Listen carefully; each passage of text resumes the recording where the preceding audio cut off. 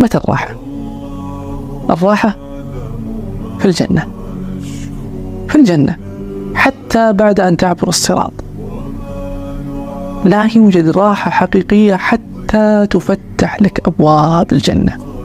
تعيش في هذه الدنيا في خوف وحزن وفقد، وخوف من الفقد، وسعي دائم وركض مستمر، ورعب من هذه الدنيا وشتات كبير جدا. نفقد في هذه الدنيا أنفسنا أحيانا، نبحث عن ذواتنا اللي داخلنا ولا نجدها، وهذا غاية جدا في الشتات والتعب والإرهاق النفسي. الدنيا أرهقتنا وأخذت منا أجمل ما فينا. إذا متى الراحة؟ الراحة في الجنة.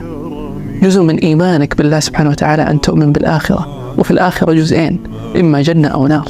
وأنت كإنسان مسلم من الله عليك بنعمة عظيمة، والله إنها نعمة عظيمة جدا، نعمة أن الجنة مهيئة لك.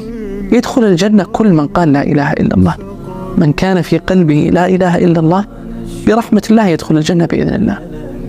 هذه الدنيا دار عبور، ممر لا بد أن نسعى فيه، ولكن طريقة سعيك في هذه الدنيا هي المحك، هي الطريقة الحقيقية اللي تبين هل أنت بعدين على مفترق الطرق بترضي الله سبحانه وتعالى ولا لا. هل أنا وأنت سنستحق الجنة يوما ما؟ هل أنا وأنت نستحق رحمة الله سبحانه وتعالى اللي سينشرها على ناس كثير، ولا ما نستحق؟